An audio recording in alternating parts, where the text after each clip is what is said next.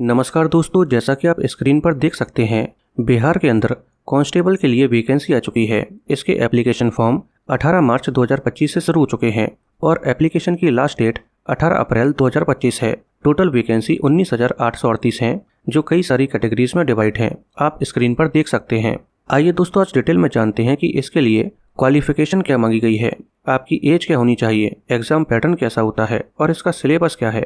आइए दोस्तों, सबसे पहले बात करते हैं कि इसमें आपकी एज क्या होनी चाहिए। दोस्तों, इसमें आपकी एज, अगर आप जनरल कैटेगरी से बिलोंग करते हैं तो फिर आपकी एज 18 से 25 साल के बीच होगी। अगर आप लड़के हैं और पिछड़ा वर्ग या अत्यंत पिछड़ा वर्ग कैटेगरी से बिलोंग करते हैं तो फिर आपको 2 साल एज में रिलैक्सेशन दिया जाएगा और आपकी एज 18 से 27 साल के बीच होगी।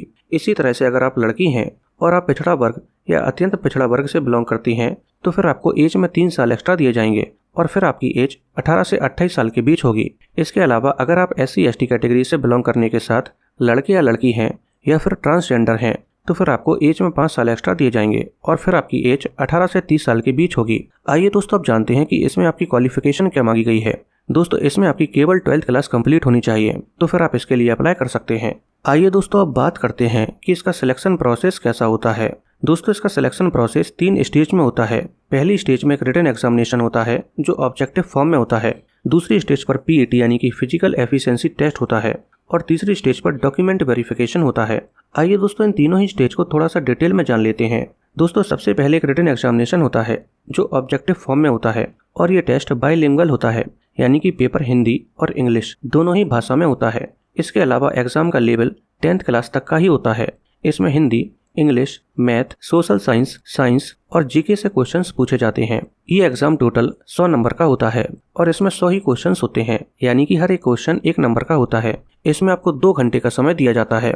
इसके अलावा आपको इस एग्जाम में क्वालिफाई होने के लिए 100 में से 30 नंबर तो लाने होंगे, लेकिन मेरिट में आने के लिए आपको ज़्यादा से ज़्यादा नंबर लाने होंगे। अगर आप 100 में से 30 नंबर नहीं ला पाते हैं तो फिर आपको इसी स्टेज पर डिस्क्वालीफाई कर दिया जाएगा और दूसरे स्टेज पर जो PET यानी कि फिजिकल एफिशिएंसी टेस्ट होता है, आप वो नहीं दे पाएंगे। दोस्तों, ये रिटन एग्जामिनेशन केवल क्वालिफाई नेचर का होता है। आपको बस इसे पास करना होता है, यानी कि आपको बस इसमें 100 में से 30 नंबर लाने होते हैं, क्योंकि इसमें आपकी मेरिट केवल और केवल सेकंड स्टेज पर जो PET होता है उससे ही बनती है। इसलिए आपको दौड़, ऊंची कूद और गोला फेंक की ज़्यादा से ज़्यादा प्रैक्टिस करनी होगी, क्योंकि आपकी मेरिट केवल और केवल सेकंड स्टेज पर जो PET होता है उससे ही बनती है। आइए दोस्तों, अब जानते हैं कि दूसरे स्टेज पर जो PET होता है उसमें क्या क्या चीज़ें होती हैं।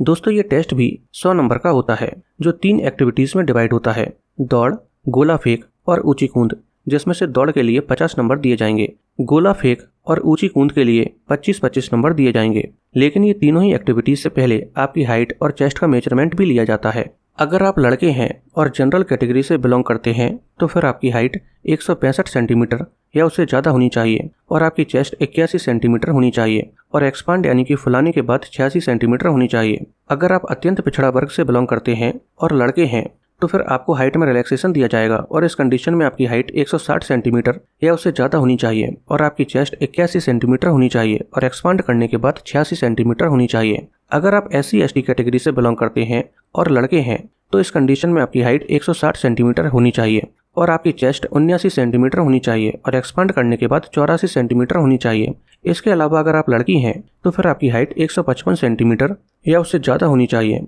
और आपका वेट कम से कम 48 किलोग्राम तो होना ही चाहिए। दोस्तों, ये कुछ पैरामीटर हैं हाइट, चेस्ट और वेट के लिए। अगर आप इनमें से किसी भी पैरामीटर में फेल होते हैं तो फिर आपको सेकंड स्टेज पर डिस्क्वालीफाई कर दिया जाएगा और आप दौड़, गोला फेंक और ऊंची कूद में पार्टिसिपेट नहीं कर पाएंगे। दोस्तों, PET में हाइट, वेट और चेस्ट का मेजरमेंट होने के बाद सबसे पहले आपकी दौड़ होती है।